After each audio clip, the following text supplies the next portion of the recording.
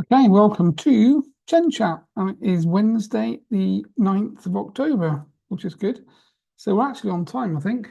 A few days late, I think. Well, a few days is we can lose a few days between us. It's been a few weeks, to be fair, which it has been before. Yeah, absolutely. Yeah, I'm not sure whether Chen will agree, but we'll see. He'll agree. He'll be fine. So we've got 5 questions. Yeah. So we've selected 5 questions. So thanks very much, guys, for obviously prompting us with your comments and questions in the Chen Chat comment Facebook-wise. And also for those people that are not on Facebook that watch this via YouTube or the website or anywhere else, if you want to send us questions, then just send them in via email to contact@andy-porter.co.uk. So you can go to our website, andy-porter.co.uk, and obviously there's contact links and things on there.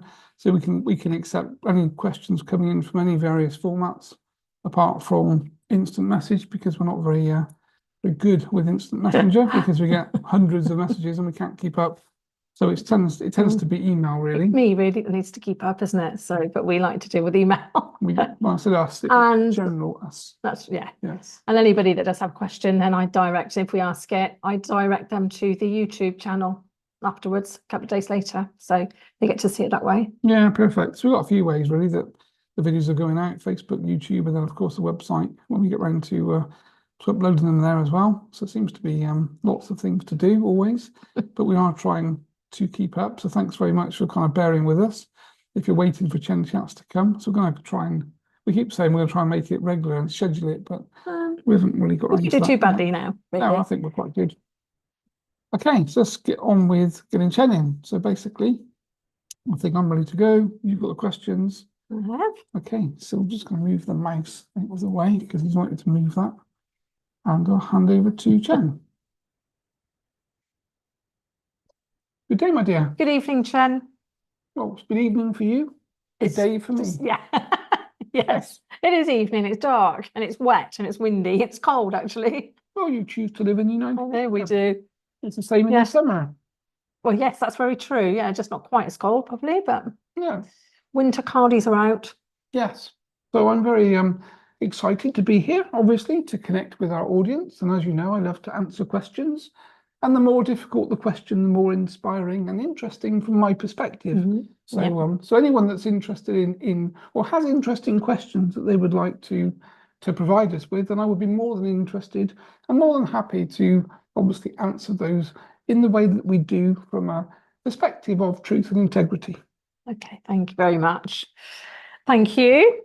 Well, we've got 5 questions. Yes. So the first one is from our friend Andrea P. Hi, Chen and crew. We know how many workplaces need more protection than others, but what about if you worked in a pet crematorium? Interesting. Is there likely to be the same amount of negativity or activity? Thank you.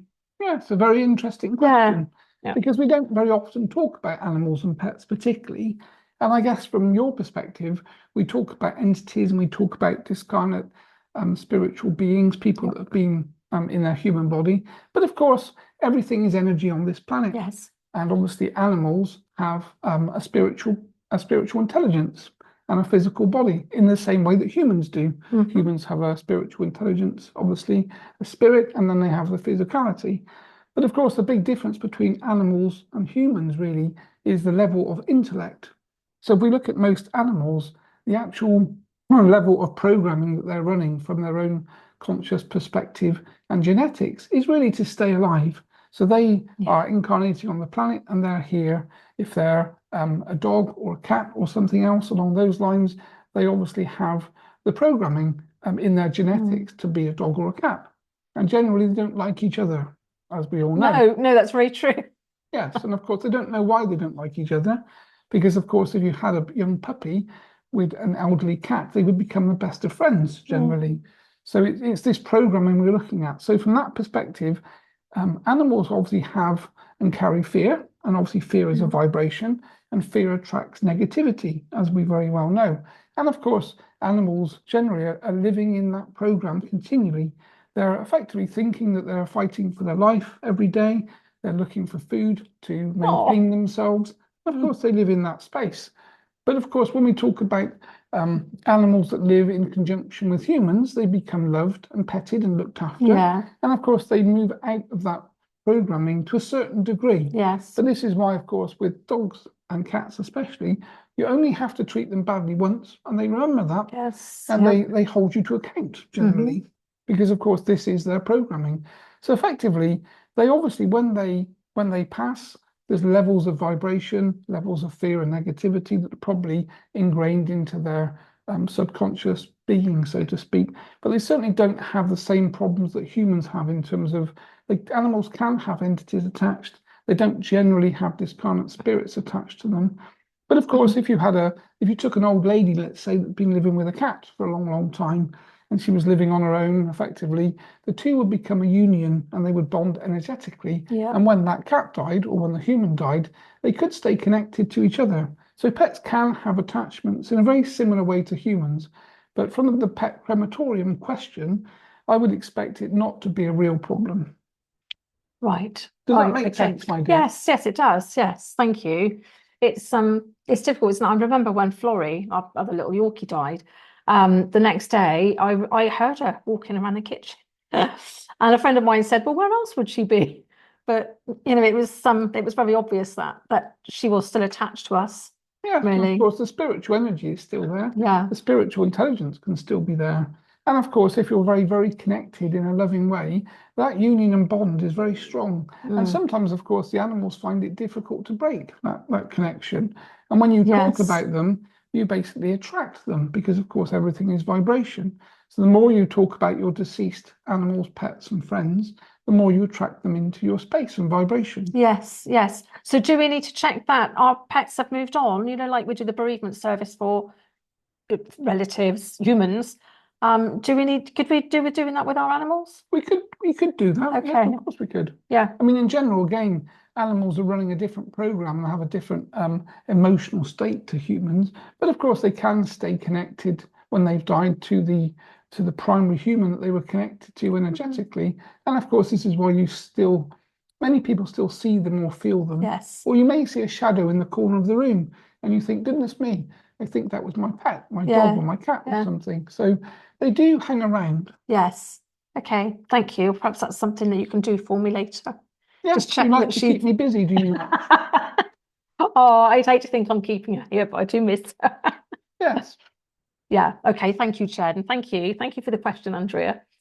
Okay. Glasses on. So Ariana Gonzalez says, "Hi, Chen. Thank you for all you do. My question is, I've heard there's a long line to incarnate on Earth." She probably heard that from you. More than likely. Yeah. If there are souls waiting in line to come to Earth and not enough bodies, are there not an infinite number of universes and timelines that these souls could come into? Thank you, Chen, Andy, and Jane. Yes, it's a very interesting question. Yes. So thank you for prompting that question. So if we think about the topic of the question, planet Earth is a particular vibration. It's a very dense planet. It's a low vibration generally, which is why there's so much negativity here in terms of fear and despondence and such like. So there are many other universes, many other planets, many other frequencies that spiritual entities can engage with and incarnate with, of course. Yeah. But planet Earth is quite a special place. And it's almost like a training ground for spiritual entities. So there is a huge, big waiting list to be here. And you don't just get a pass very easily. So, of course, when you see people and you talk to people, you feel that you're connected from past lives, or you feel very aligned or dear to someone, it's more than likely that you've spent time in past lives with them, not just on this planet, but of course other planets. Yes. So effectively there is a multitude of different frequencies and universes, galaxies and planets that people can incarnate into. But planet Earth we see to be quite a special place because of the density of the vibration. And of course it's an interesting theatre show to be here. If you look at the topic of the numbers of different types of cultures, people, skin colors, places to live, geographical locations, education, comparing natives to people in the Western areas that are very scientific and obviously advanced in that way, you can see that if you were a spiritual energy, there's such a selection of choice, really. Yes. Which is why, of course, so many people want. And once you incarnate here and you go through your lifetime, depending upon the length of time, it really, really makes you into quite a a special being from a spiritual perspective. Yeah, okay, thank you. Interesting. I know we have covered it a little bit before, haven't we? Yes. In a similar question, but sometimes when you're going through many hardships, it's hard to believe that there's such a waiting list to get in. Yeah, and of course, this is where we have the concept of walk-ins. Some people find it too traumatic to be here and they elect to leave. And then, of course, the physical body, being the carrier for the spiritual energy, is effectively sold. And then you have a different frequency, a different spiritual energy walk in and take over that body. Oh, that's interesting. Yes, because effectively it's like selling a car. Once you have no longer any use for it, potentially the car is still good to drive and good to be used. So you can sell the car to someone else. And the same happens with the carbon-based physical body. It's a very sought-after vehicle from a spiritual perspective. So that's not the same as splitting a personality. That is a different spirit. Yes, a completely different spirit. And sometimes this happens on the operating table. People electively die. Effectively, the spirit disconnects from the physical body. And then the medical aspect is keeping the person alive, so keeping the heart beating, keeping the blood flowing. And there's a short period of time, the window of opportunity, we say, for another spiritual energy to take hold and connect into that physical body. And this, of course, is why when they come home, the family they come home to, they have no idea who's walked through the door. Because this person has different choices of food and drink, and the music's different. Everything about them is different because they're a completely different spirit. Personality traits. Yes. And of course, if it happens to be your wife or husband, it can be quite difficult to very tricky to assimilate into living with a new person, basically. I remember watching a documentary a few years ago now that actually I'm aware that I'm really sorry, guys, about the light above there. That might be a little better. You look like you're wearing a halo. Oh, I probably am. Yeah. I would quite like a halo. Yes. It's the lights, it's the ceiling lights, they're very, very bright. Yes, we watched a documentary on a lady that had just gone in for a routine operation. And when she woke up, she was speaking Chinese. Oh, interesting. Yes, and she actually did manage to speak English, but she had a very, very dense Chinese accent. Very interesting. Yes. But she didn't realise, she knew her family, so she knew who she was, but she'd obviously come back from the operating table with maybe an attachment or something. I don't know. Either attachment, she could have disassociated her personality. Yeah. So, or of course, it could be probably an overlaid spiritual attachment. If she actually recognised her family and they recognised her energetically. Yes, she did, yeah. But she spoke differently, then of course that can be some type of attachment that's there. So basically, two spirits effectively fighting for the same physical body. Interesting. Gosh. Yes. Makes you think, though, doesn't it, about general anaesthetic? It makes you think that you need someone spiritual in the room with you to protect you. That's very true. That would be an advancement for science and the medical industry, really. Well, we'd all be okay then, wouldn't we? It would be a better thing to do. Yeah. Yes. Okay. Thank you very much, Ariana. I hope that answers your question. It's very interesting. Thank you. Keisha Young says, "Hello, Chen, my friend. Is it possible to clear our own negative thought forms? We create them, so I feel it would make sense that we would be able to dissolve them too. Or at some point, do they become too powerful to separate from us to remove ourselves, especially if we don't necessarily know specifically which negative thoughts are centered around? Thank you, Chen, Andy, and Jane team." Yes, very interesting question. So if you think about everything is vibration, coming back to the same concept, then if you create or you manifest thought forms that are negative because you think negatively about someone or you feel negatively about yourself, if you look in the mirror and don't like what you see and you continually put yourself down and think about negative things, then of course you build a thought form around you from your own energy and your own vibration that's negatively polarized. And of course, the more thought and time and effort you put into disliking yourself, the more negative and the more powerful that thought form becomes. But of course, it's a thought form that's created by you. And as the young lady says, of course, if it's your energy and your vibration, then you can nullify it and you can clear it and remove it from your etheric field.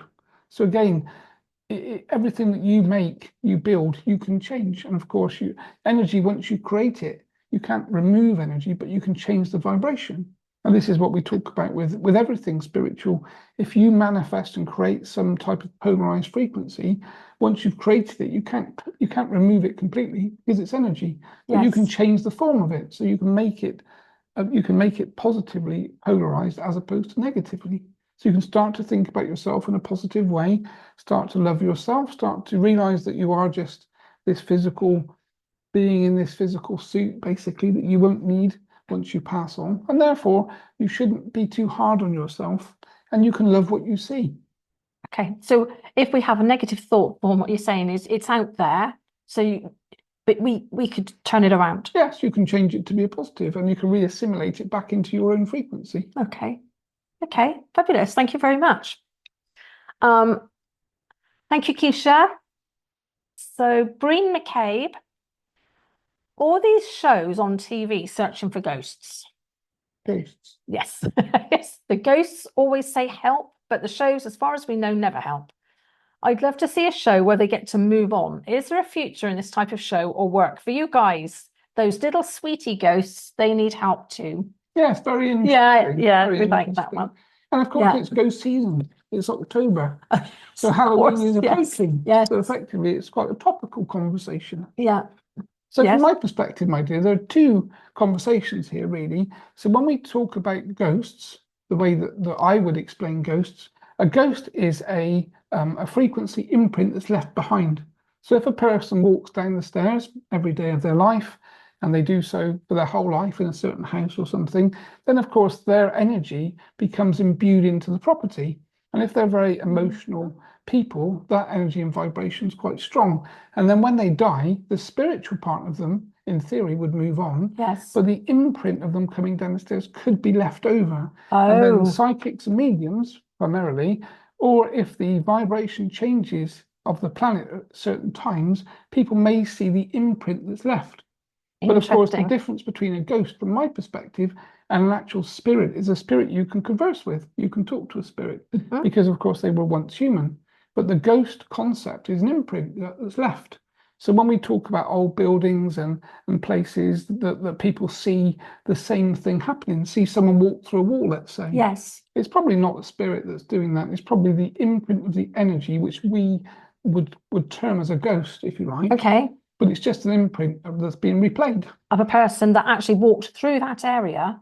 Yeah, so in their lifetime. Yes, and in the past there may have been no wall. So of course, if the structure of the building changed, that person may have been walking from one room to another, and then a wall was built between the two rooms, and it looks like the person walks through the wall.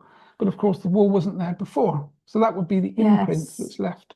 Whereas obviously, when we're talking about these shows that are talking and conversing with a spiritual energy, that we would obviously term as a spirit. Yes. And if those spirits are earthbound and they're stuck to the place, the spot, or they're stuck to someone else, or they're connected to someone's field, then of course, from our perspective, we would use spirit release therapy to move them on, which would be the right thing to do. Yes. So as the young lady says, these programs aren't particularly helpful if they're talking to spiritual energies that effectively are real, but they're earthbound and stuck, then they should be being moved on. And during the show, of course, that could obviously happen. The big problem, of course, is this is a manifestation of fun, of entertainment. It is. And of course, if you move these spirits on, then the elective buildings, or the people that own the buildings, or the pubs, or the restaurants, or the places that are making money because they're haunted, wouldn't be haunted anymore. And of course, so this is the consequence of the problem. Yes, it's attractive, isn't it, to lots of people. And of course, many people buy houses that are haunted or have spiritual energies or entities in them because they think it's fun. But effectively, if they're earthbound spirits, they should have moved back to the frequency that we would term heaven, or over to the other side, or back to the light, whatever terminology you choose to use. And if they're entities, then they should certainly be moved on because they're negative, of course. So this energy imprint, can that affect a person living still, or not really? Not particularly. It's just a vibration that's left. And again, you'd have to be quite psychic or quite mediumistic to see it. Yeah. Which is why lots of people in the same house wouldn't have the same experience. So quite often you hear about these very old buildings whereby the cleaner sees someone walking down the stairs Yeah. in a Victorian dress or something, but other people don't see that. Mm. So obviously that cleaner is looking at the vibration. It's probably quite mediumistic or psychic to see the imprint. Yes. Otherwise, everyone would see the imprint Yeah, of because it course, would be there all of the time. Of Yes. course. That's interesting. Yeah. Okay. Thank Yeah, you. it's very interesting. Yeah, it is. An inspired question. It is. Yeah. Thank you very much, Breen. I think I've learned something as well today. Yes, that's good, my dear. Well, I always learn something, obviously, from you. Yes. One day you might be me. Oh. Not me, but you, but a version of me. A version of you. Oh, that was getting confusing. We could have some very interesting conversations. Yes. Yeah. Well, we have had very interesting conversations. Yes. Okay. So our final question. And I do apologize if I pronounce your name wrong, Maria Chetanovsky. Very good. Yeah, okay, thank you. Hi, Chen. You mentioned in your Facebook page that we should take baths in sea salt. Would the same principle and benefits apply using other salts, such as Epsom salts? Thank you. Yeah, so this question comes up quite often, I think. So when we're talking and clarifying the concept of we're clearing the energetic field. So the etheric field that you all have because you're human is a vibration. And as we know from that perspective, salt is a protective chemical element that clears energy, clears negative energy, especially low frequency stagnant energy from your field. So bathing in sea salt, bathing in the sea, the physical sea, is obviously very beneficial to humans. Yes. And of course, this has been done for hundreds of years in all of the different areas around the world. So it's well known that salt generally is very clearing. And of course, manufactured chemical salt isn't really the same as sea salt because, of course, it's a chemical, but does still have some properties that are useful. And obviously, Epsom salts are the same. Again, it's a manufactured salt as opposed to a natural salt from the sea or like Himalayan salt.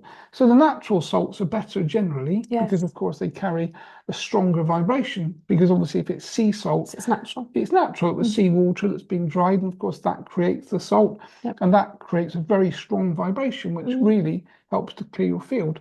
But any type of salt, whether it be Epsom or chemical-based salt, is better than nothing. Really. Okay, so Epsom salt is renowned for drawing toxins, isn't it? Yes. So did sea salt do the same? Did that draw toxins as well?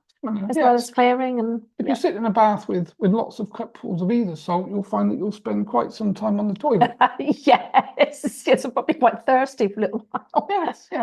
Yeah.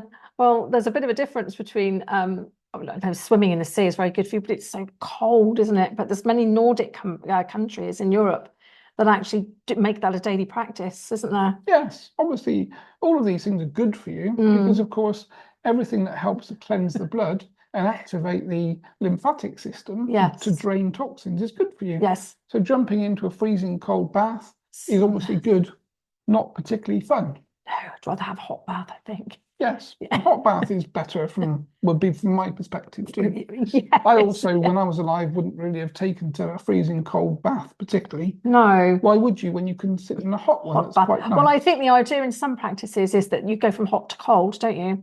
Which actually, my dad, when he was living, he had I don't know if anybody suffers from something called tennis elbow. I think it's crystals, isn't it, that gather uric acid. Uric acid, thank you. And he had a method of getting it. He used to suffer from it from time to time, and so over 2 or 3 days, he would have a pot of not boiling water, pot of hot water, just literally so that you could just bear to put your arm in it, and then a bowl of water with ice cubes in it, and he would put it in the really hot water till he couldn't bear it anymore, and then he'd swap it over, and he'd keep doing that, and over 2 or 3 days, he'd get rid of the pain. It would work. So maybe that's the same as what these Nordic countries do when they're jumping from a hot to cold bath there. Yes, they're very brave. Yeah, aren't they? Aren't they? It's one thing doing your elbows. Yes. Of course, it's not so good if you have a heart attack in the meantime. No. Really. And of course, the same concept. Uric acid does build up in the body, in the joints. Yes. And of course, that stops the rotation and the movement of joints. Yes. So again, this is why we're quite keen on apple cider vinegar, as I keep pointing Andrew at. Yes, he does. Yeah, he drinks it every morning. Yes, he's learning slowly. But obviously, apple cider vinegar in the bloodstream helps to break down things like uric acid crystals. So, not that you need to drink gallons of it, of course, but a few teaspoons a day makes a big difference over time. Are you listening, my dear? Yes, I thought that was why you were saying it. Yes, because the clue was in the word that Andrew does that in the morning. Yeah. Yes, yeah, he does it religiously. We do watch everything. Yes, I know. But of course, your life is your choice, so we wouldn't overstep. We can only guide. And of course, you and I can spar and have fun. Yes, we do. Yes, we do. Yes, always. Thank you very much. Well, I hope that answered your question, Maria. We went a little off-piste, but all information is we're very thankful. Yes. Thank you. Very well said, my dear. Yes. Well, thank you very much, Chen, once again. So are you going to America tomorrow with Andy? I'm already there now. Yes, I expect you are. Yes. I could be in 2 places at the same time. Yeah, several places. And of course, we will be looking forward to this because this is quite a monumental change, really. Yes. Well, for all of you, obviously, you yourself are having to adapt to the changes that are happening. And of course, teaching this work is vitally important on this planet. Yeah. So as much as obviously all of you have to make allowances and considerations, people learning to clear negativity in all its forms has an effect on everyone on the planet. Yeah, so very important. It's a monumental thing that all of you are doing. And of course, my dear, you are actually getting badges on your arm, just that you can't see them. But when you come to my side of the fence, you will see them. Oh, okay. Well, I'd like to say I look forward to that, but hopefully it's not for a little while. Yes. Well, we never know. Well, I probably know, to be fair, but obviously. No, I prefer not to. Yes. If everyone knew when their end date was, you'd make different choices. Yeah, and of course, life probably wouldn't be quite so much fun. Well, no, it wouldn't. No, because you'd always be worried. Days. Yes, of course. If you knew you only had a few days to go, you'd suddenly think, goodness me, there's all these things that I haven't done. Yeah. And then, of course, it would be a concern for you. Wow. So not knowing the life path and certainly the end date is a positive thing, really, for humans. Yes. As it is for all animals and everything that exists on this planet, really. Well, there's nothing to fear by going home, is there? So no, home's a wonderful place. Yes. And I've obviously I'm very lucky because, of course, I'm at home in spirit most of the time, but I do have the good fortune to be able to come into body again and speak, which, of course, is quite nice. It's what you like to do. But I'm very happy to leave. Okay. Well, on that note, we'll let you go home again. Okay, my dear. Well, thank you very much. I will go back thank you very much. Peaceful place. Yes. And obviously, we will be watching with interest, and hopefully, everyone's enjoyed the conversation because we do so well, and you do so well, my dear, to have fun. These need to be fun conversations. Yeah. And we like to teach and guide in the way that we do. And of course, again, different people watch these recordings and different people have different opinions, and they don't have to agree with my opinion on things. But of course, just putting it out there is a talking point, which of course is electively positive. Yes. Yes. So I will say good day, my dear, and we will speak again very shortly. Yes. Yes. Thank you, Chen. As always.